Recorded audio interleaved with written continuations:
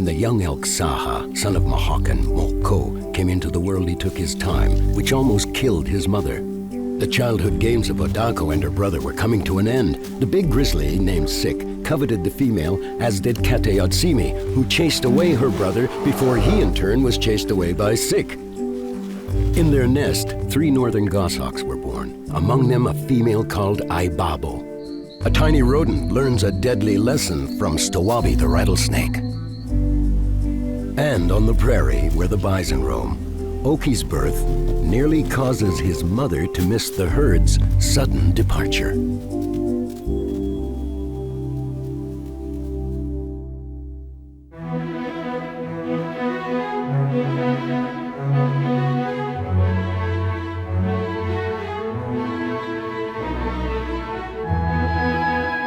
From Mount Robson to Lake Minnewanka, from the Columbia Icefield to Tangle Falls, the wild country in Western Canada bears the mark of the glaciers that once dominated the landscape.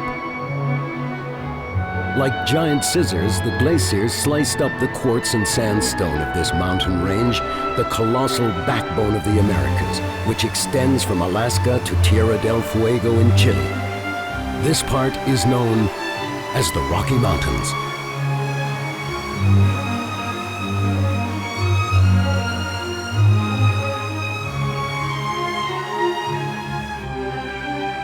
To the east of the Rocky Mountains, where the Saskatchewan River and its tributaries flow, lies the huge prairie inhabited by bison and prairie dogs.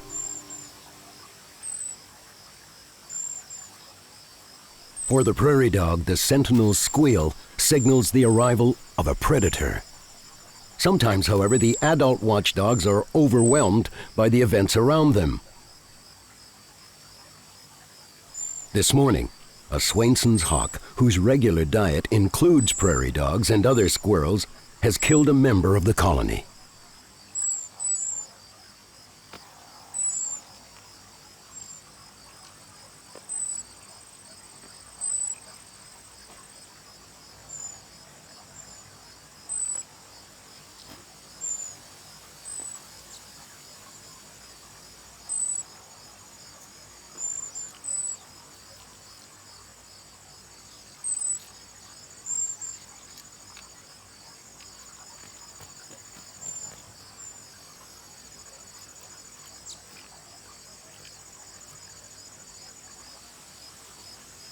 Nevertheless, life must go on for the large group, whose burrows under the prairie are so extensive that they form veritable villages or cities.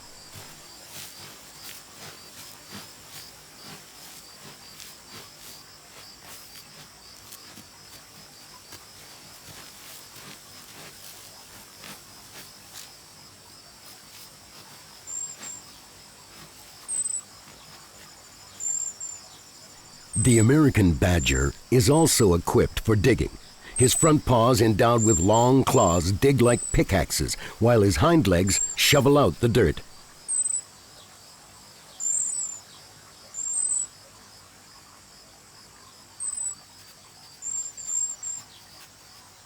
The badger does not dig only to build dwellings. He also probes the earth in hopes of finding an animal asleep or hidden in his burrow, who, betrayed by his odor, will find himself trapped.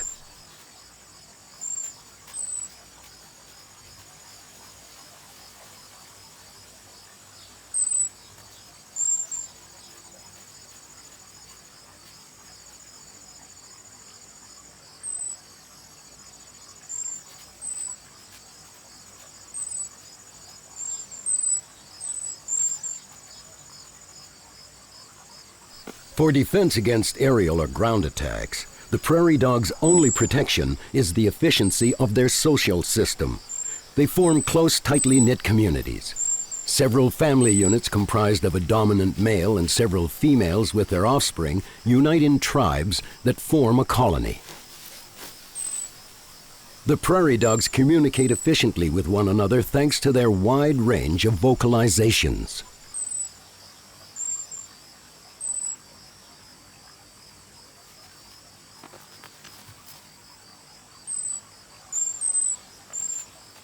Normally, the badger doesn't like to run, but a noisy and agitated group of prairie dogs can awaken his predatory instincts.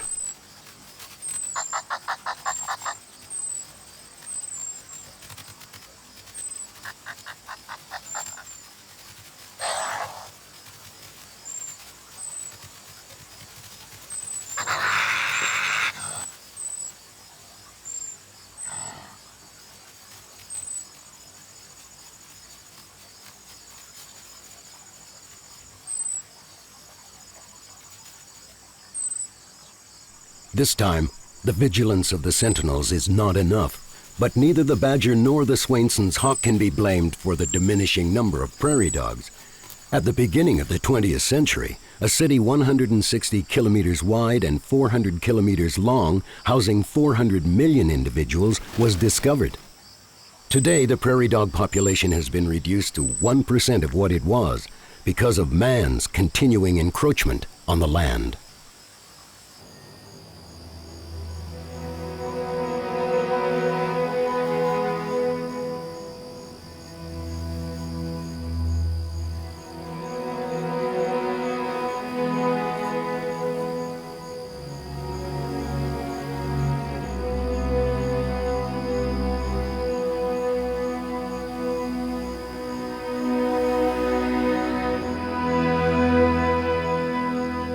Hidden in the spring grasses that have grown taller, Saha the elk, born just a few days ago, waits for his mother, Mahawk.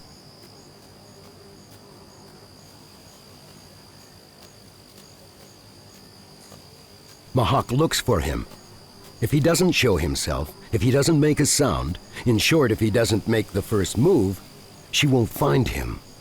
For nature, the great protective strategist, brought him into the world completely odorless.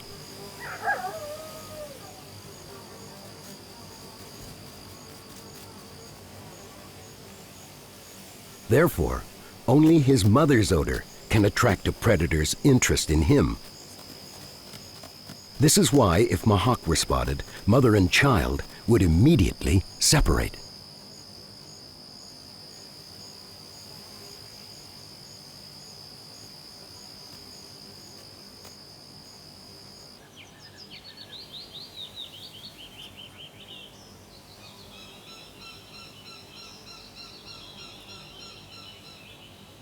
Knocked about by the wind, the large nest, built 20 meters high in a tree by a couple of northern goshawks, has fallen apart.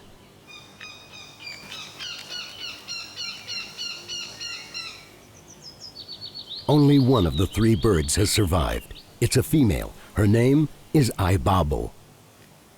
Even in the first few days of her life, she proved herself capable of fighting and surviving. Now her cries are futile. Her mother and her father won't come to bring her food.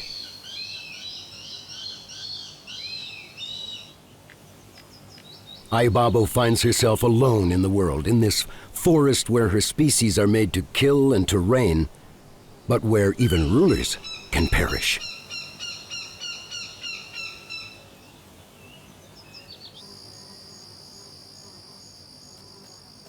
In the tall grass, the danger has now passed. Saha joins his mother.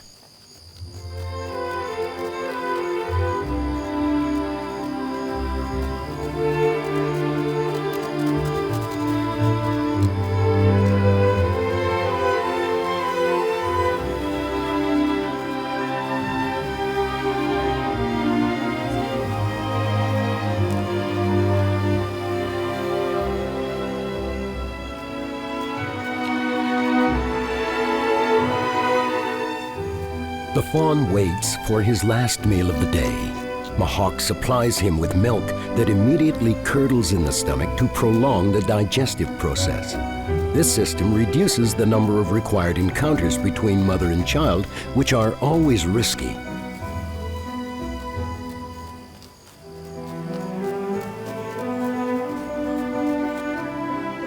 It's time for them to part until the next feeding. Saha runs again toward his mother. He would like to stay with her longer and gallop together toward the herd waiting off in the valley. But the fawn is too young, staying with his mother too too dangerous, and his instincts compel him to remain secluded in the cradle made by his body in the grass.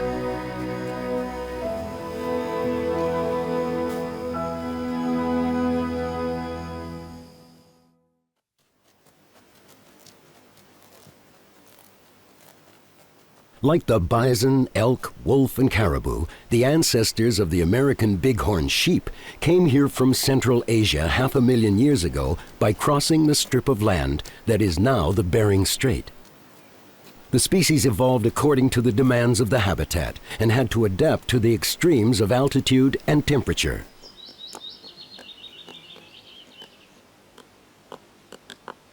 During this season, the newborns remain with their mothers, away from the rest of the group, on the side of the mountain. The bighorn sheep is a precocious animal. 2 to 3 days after birth, the young one is already capable of following his mother on the rocky hillsides and sometimes even urges her to walk further.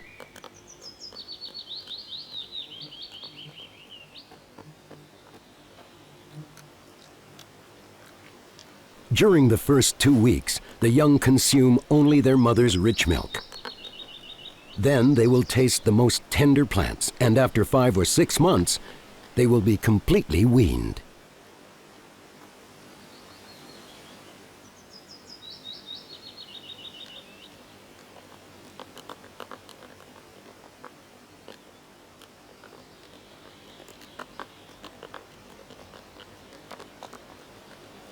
Right from the first few days of life, the young bighorn sheep discovered just how well nature prepared them for the chasms, slopes, and cliffs.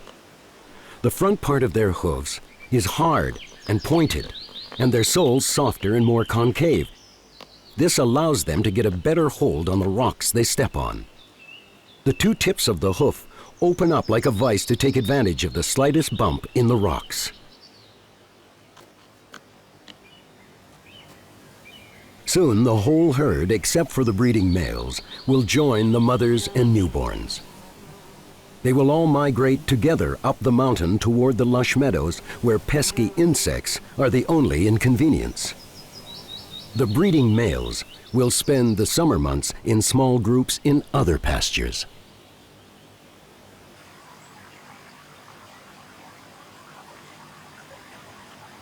Beavers have built their home on a small tributary of the Saskatchewan River. For now, the beaver lodge looks forlorn, exposed in the mud. The dam will need to be stronger to block the river and hide the lodge.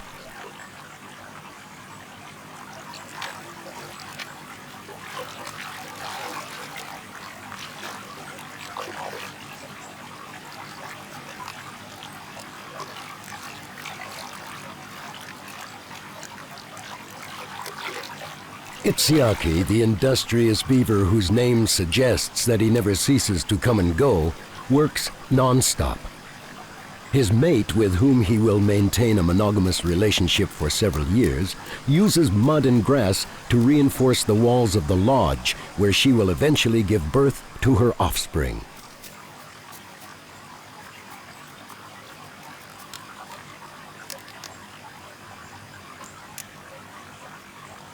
After every load of materials he brings in, Itziaki keeps up his strength by feeding on a few branches covered with tender bark.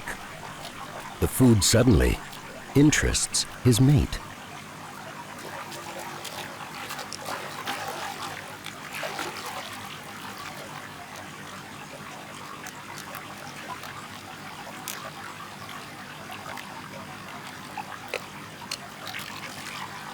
She tentatively circles around this appealing meal.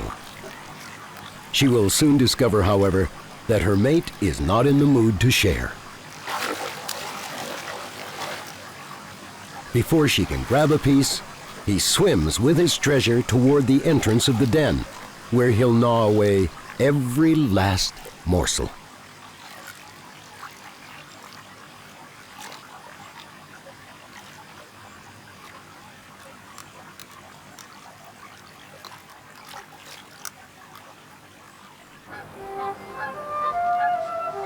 Here, in this realm of water and prairie to which the Canada goose returns each year, every bite of food is a triumph. It's fishing time for the gossanders, ducks who love to feast on frogs, toads, and small fish. Another fisher, the red-necked grebe, can be identified by its lively screeches.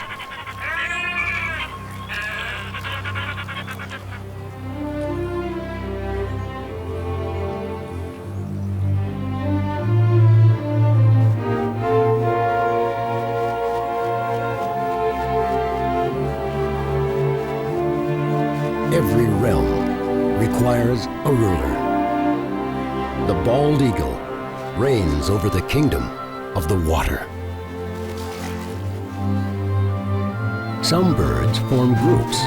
Pelicans circle around the schools of fish and thoroughly decimate them. Each bird must catch and consume 2 kilograms of fish every day.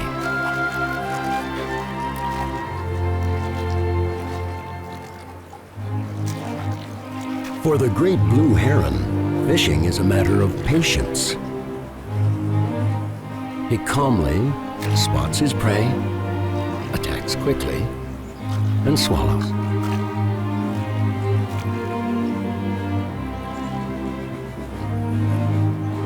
The night heron also awaits his prey in perfect stillness before striking.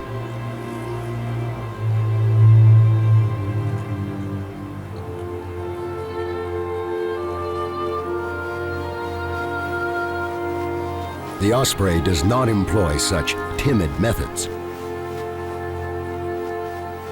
He dives like a bolt of lightning.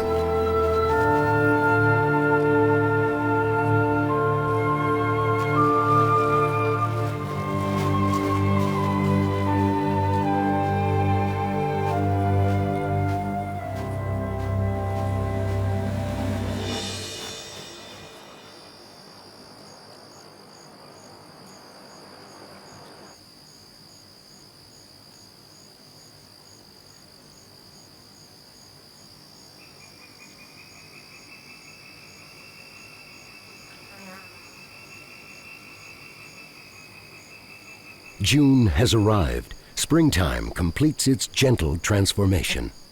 The new growth takes on brighter hues of green. The streams summon the mountain waters.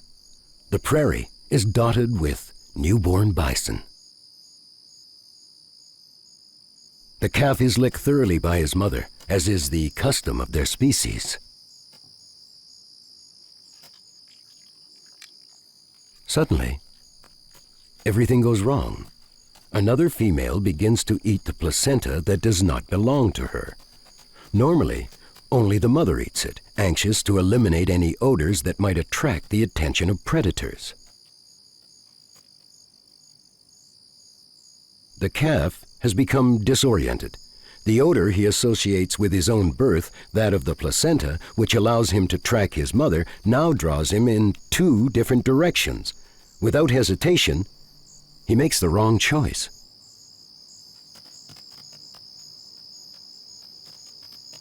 The stranger will not saddle herself to such a burden. The real mother continues to clean up. The calf stubbornly persists and takes risks. Finally, the mother starts searching for him and is also mistaken. The second baby is the right one, but she doesn't recognize him. She goes back.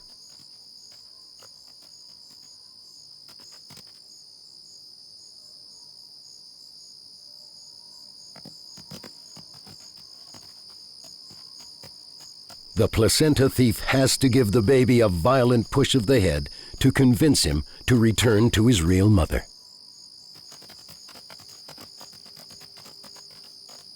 The odor that is supposed to represent refuge and tenderness is present, but the newborn now associates it with the blow he just received. He returns to the thief.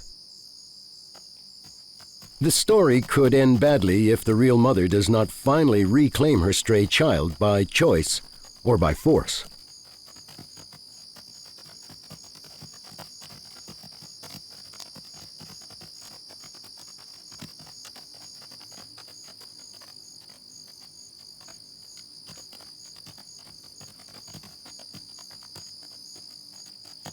scolded, the poor newborn is feeling miserable.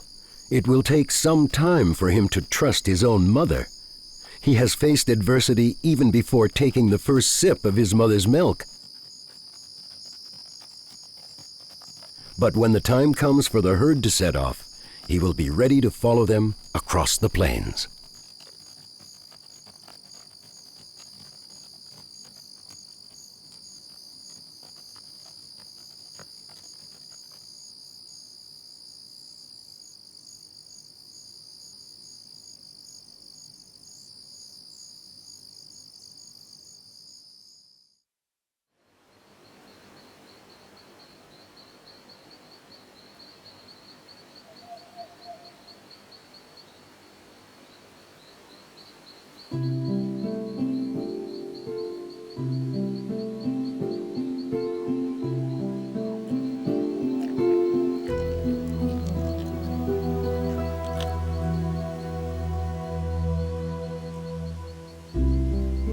Tonight, Stawabi the rattlesnake, coiled in a rock cavity, will experience the phenomenon that 3 times a year allows him to expand and grow, the shedding of his skin.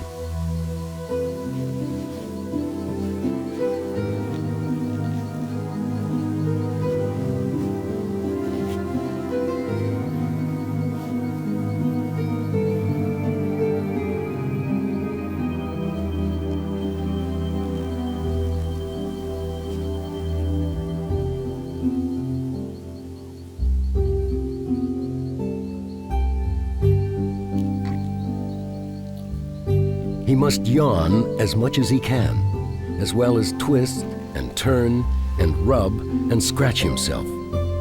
He must help his body get rid of its now restrictive and useless garb.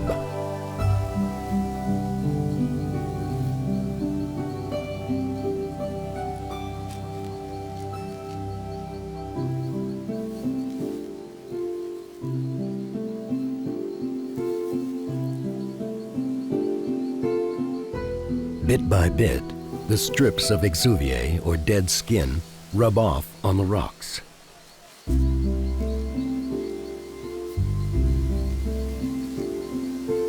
Soon his head will be free of the casing that covers even his eyes.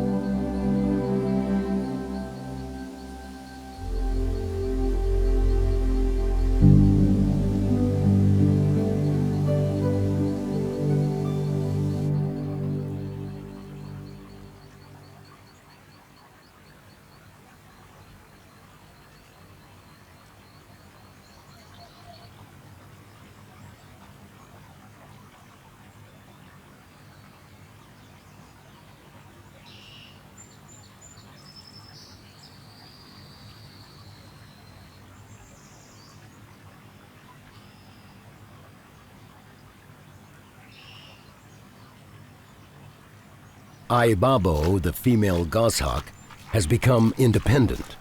From now on, she can provide for herself. But first, the day begins with a meticulous bath.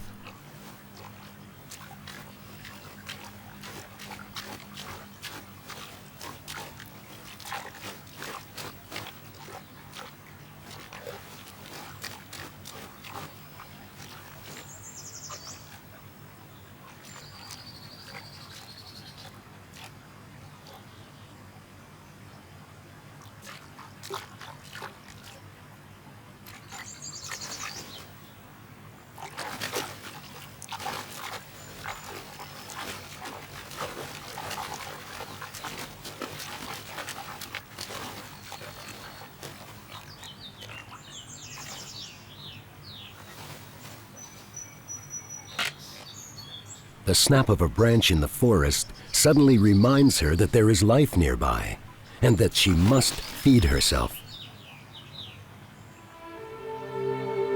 Such is the law of her species. Ayababo is a raptor, a virtuoso predator, and soon, like all virtuosos, she will have to practice.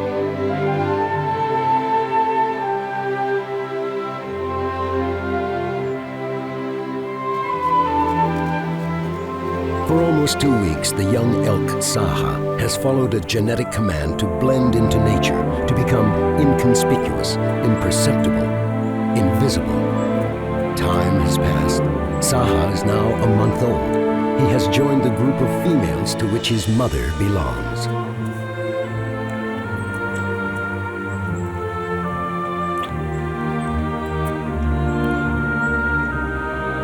For a few more weeks, Saha's mother, Mahawk, will be very protective and will attack any stranger who dares approach her little one.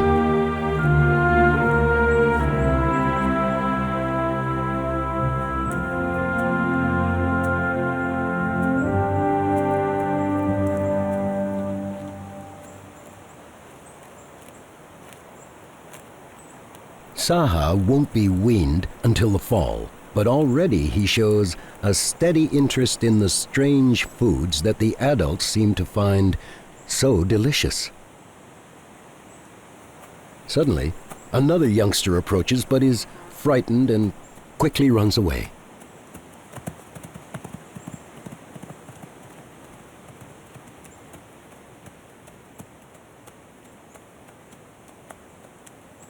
Saha runs after him. They might become the best of friends.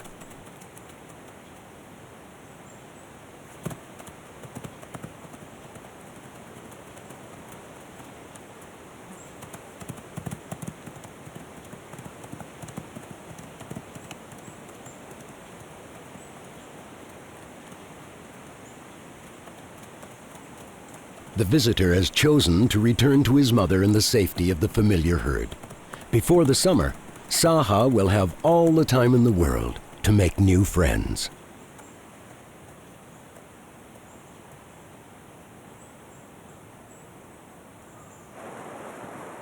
Originating in the Daly and Waputink glaciers, Takakaw Falls plunges from a rocky ridge 380 meters high. By the time spring is over, it will seem as if all the mountain waters had slowly spread out over the plain.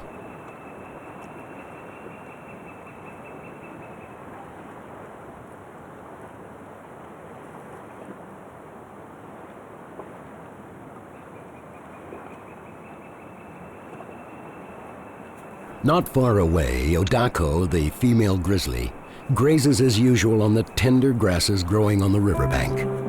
Kate Otsumi, the young male who has been a constant suitor, comes over to meet her. The female stands up to have a better look at him.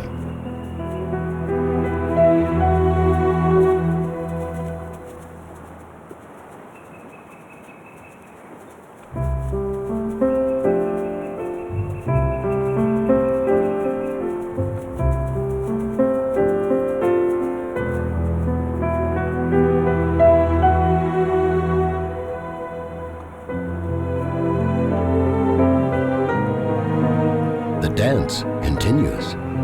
He furtively ogles her. She glances flirtatiously at him. They check each other out.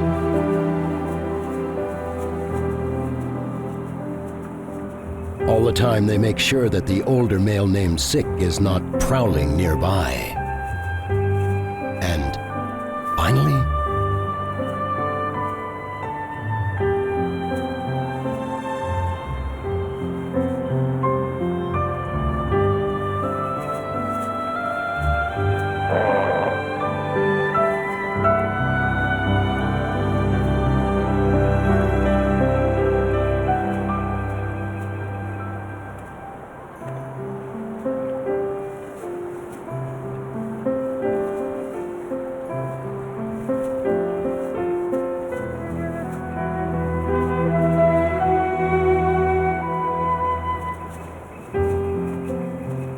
Odako is less than 4 years old, still too young to get pregnant. She won't give birth for the first time for another 2 or 3 years. She will have no more than 4 or 5 litters in her whole lifetime. Kate Atsumi doesn't realize it, but this is only a dress rehearsal.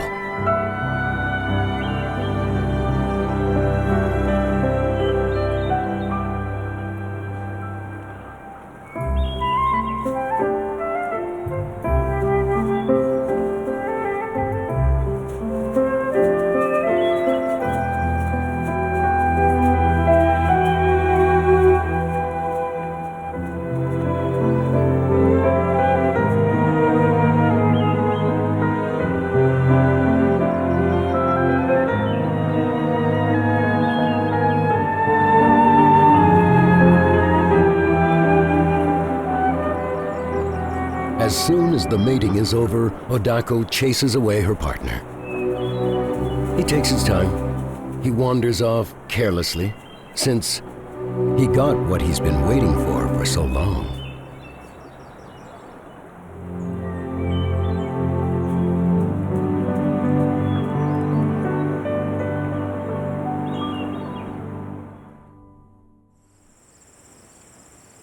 Aibabo is a born huntress, but all killers are entitled to a training period. First lesson? In the nest, being noisy was useful because it allowed her to stay in contact with her mother, who supplied her with meat. From now on, though, she needs to understand that her cries scare off her prey. Fortunately, the pheasant who got away has once again taken flight.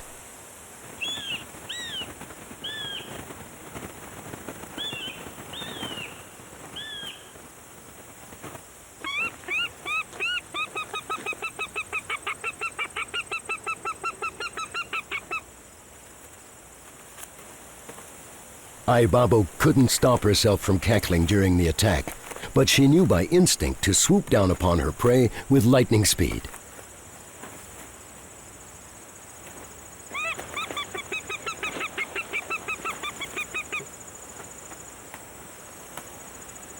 She also instinctively knows to pluck the feathers from her victim, rip through its body, and eat the fleshiest part first.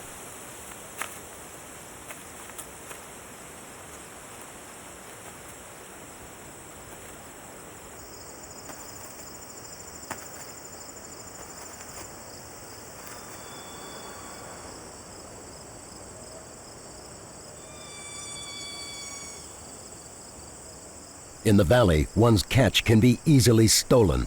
The screech of an eagle reminds the young apprentice that she must eat quickly because here, even the hunter can be hunted.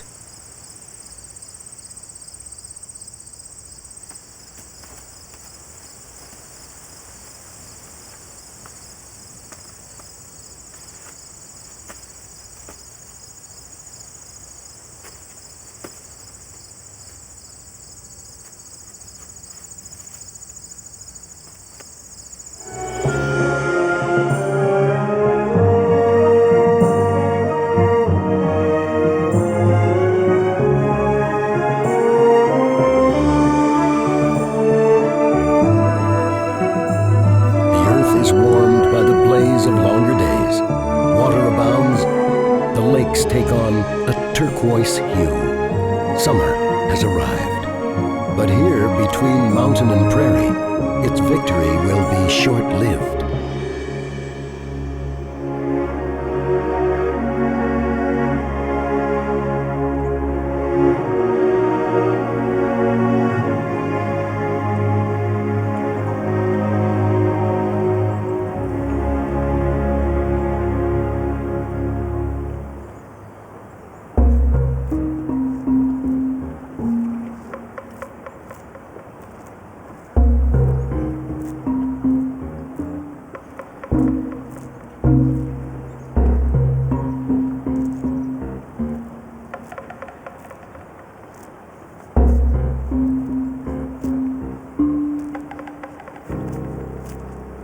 The elk's antlers have grown again and are covered with a thick velvety skin, rich in blood vessels. The crowns adorning the foreheads of the males have grown one more branch since last summer. During this season, Moko, father of Saha the buck, stays away from the herd in which he will soon re-establish his harem. Moko is a large, dominant male whose mere reflection in the water is enough to restrain even the most impetuous young adults.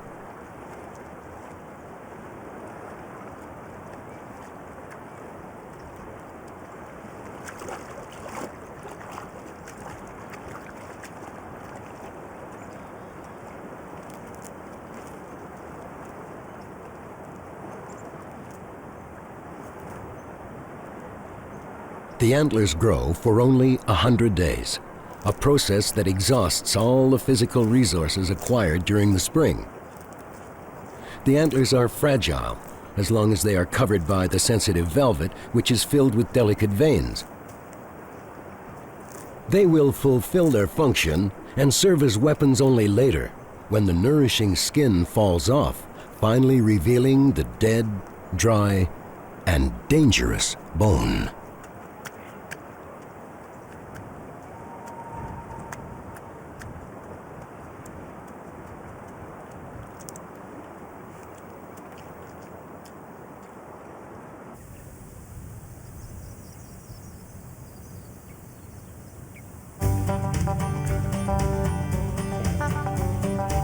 Having recovered from all the confusing emotions of his first days of life, Oki the young bison is now able to get caught up in the exhilaration of the summer.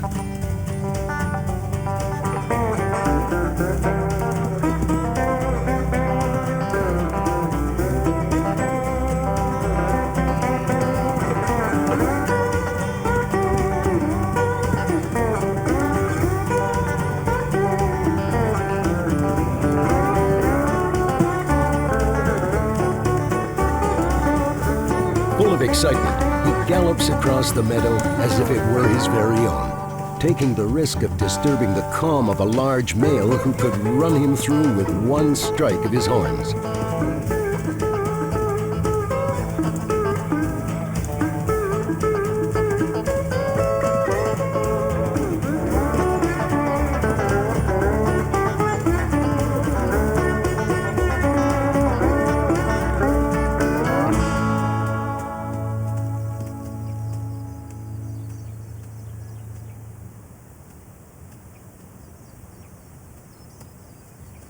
Everything finally returns to normal.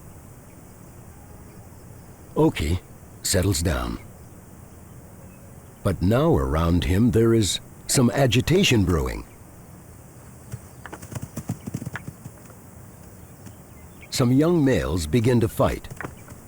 For them, combat is still only a form of training that allows them to test their abilities. Not much of a fight this time. The weaker one gladly backs off. Under the noses of the bison who are indifferent to his presence, Itziaki the beaver swims home. Now that the level of the stream, a tributary of the Saskatchewan River, has once again reached its peak, the dam is looking much better. Nevertheless, it must still be reinforced. A beaver's work is never done.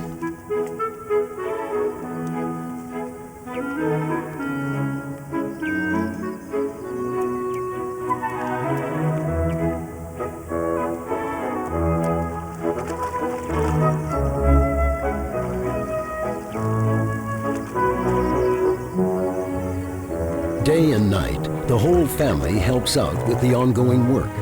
The beaver is a builder unsurpassed by any other on the whole continent.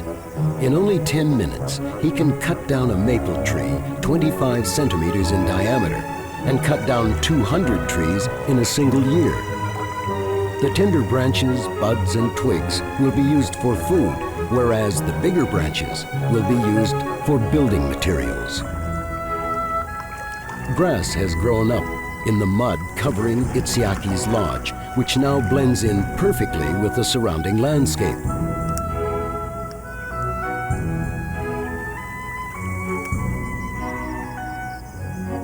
The dam contains enough water so that it is impossible for a creature who is not completely amphibious like the beaver to access the lodge and the food reserves.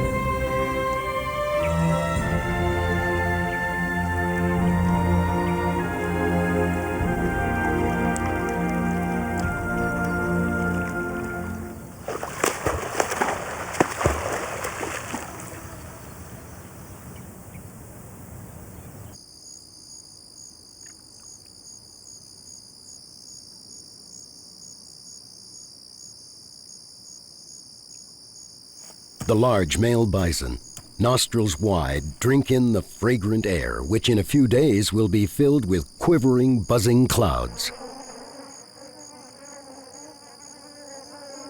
All the creatures of the micro-world, insects, arachnids, mites, when pitted against the large, powerful animals, seem only to be able to cause annoyance and itchiness. In certain seasons, however, some of them can kill with even less hesitation than a wildcat.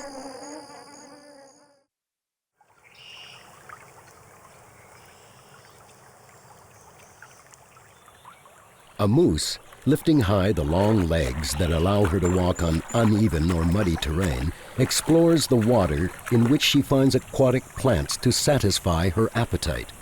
She is a young, solitary female. An adolescent male with barely budding antlers, not yet experienced in the art of seduction, has followed her all the way into the marsh.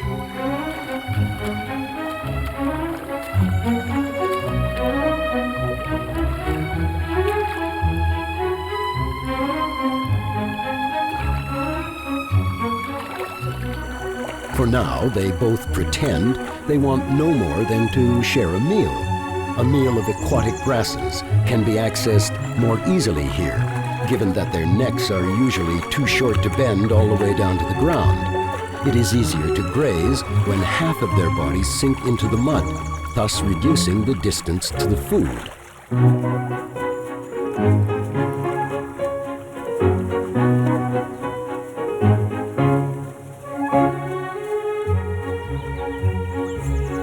They eventually decide to run off together across the prairie bordering the lake.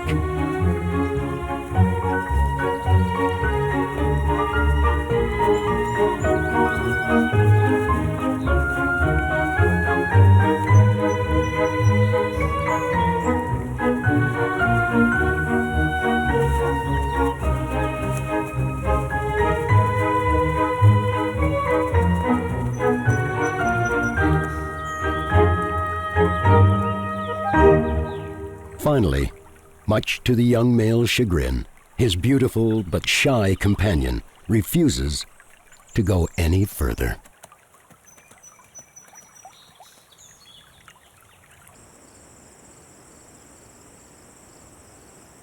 A worthy cousin of the sparrowhawk, the goshawk is a virtuoso hunter. The young female Aibabo has already mastered the art of aerial attack, a dazzling maneuver that leaves her prey without much of a chance. Today, despite her tendency to screech when she should remain silent, she will demonstrate just how capable she is of cornering her victim.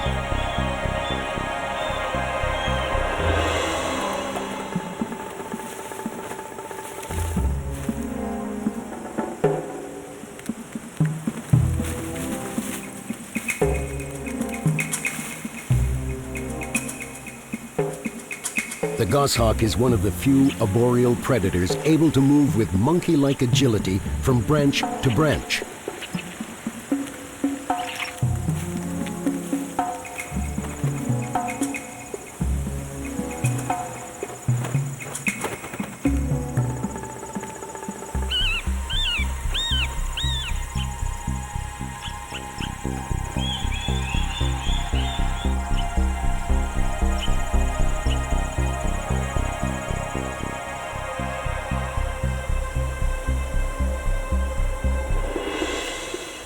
After a few violent vocal exchanges, the squirrel believes he has escaped danger, and that instead of him, a stray pheasant on the hillside might be the predator's next victim. The squirrel is dead wrong. The goshawk never gives up.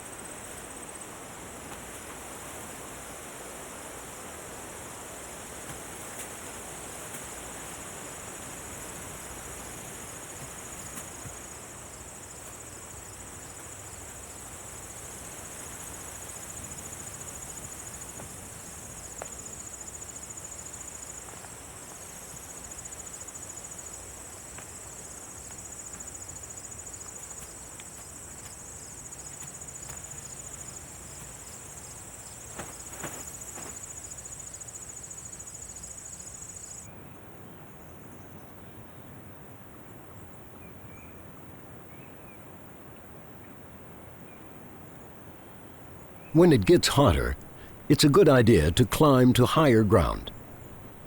That's what the mountain goats of the Rockies do. They'll eventually lose their heavy winter coat, which will gradually be replaced by lighter, blonder fur.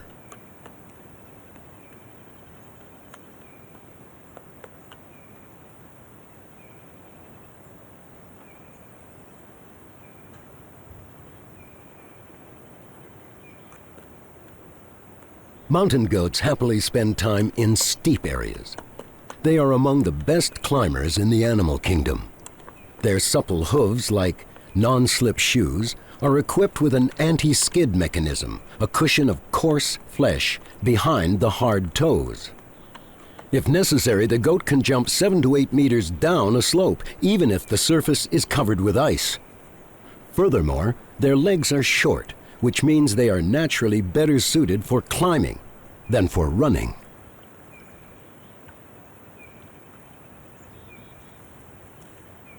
The mountain goat eats vegetation that is often only barely digestible. Consequently, the animal must produce 15 liters of saliva each day. Chemicals in the saliva begin the process of breaking the vegetation down.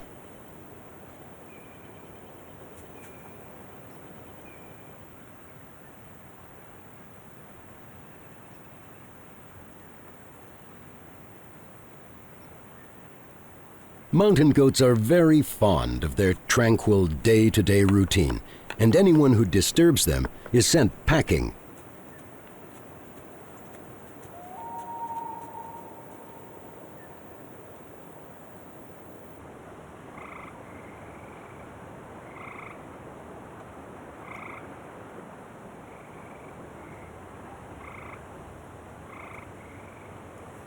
In the summer, when harassed by mosquitoes, moose spend as much time in the water as they can. They have adapted to the environment. During their long excursions, they are capable of swimming as far as 20 kilometers. They can even dive 5 meters below the surface.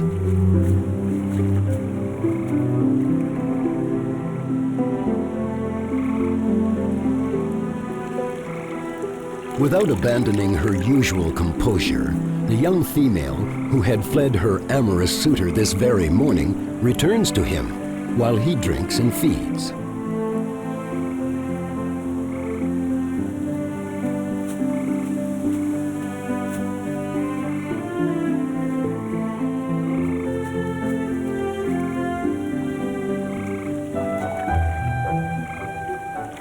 A sausage-shaped bulge of skin hangs on the young male's neck.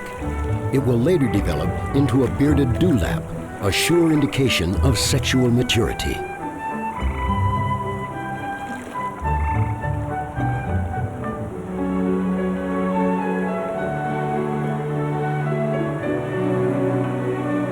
For now, the two companions wander off into the forest to continue their playful flirtation.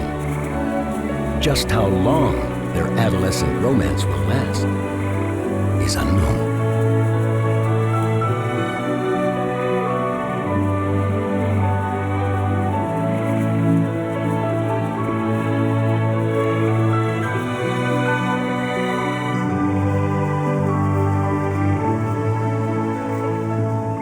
Night creeps over the mountain, once again drawing the curtain on the spectacle of the visible world.